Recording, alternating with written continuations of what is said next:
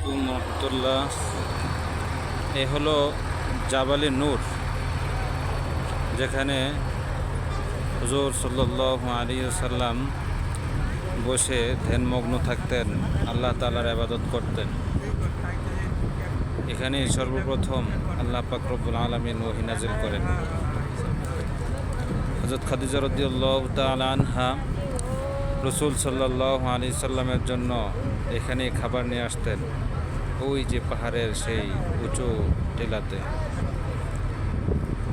আল্লাহ পাক রব্বুল আলামিন আমাদের সকলকে এই পাহাড়ে আসার এবং দেখার তৌফিক দান করেন।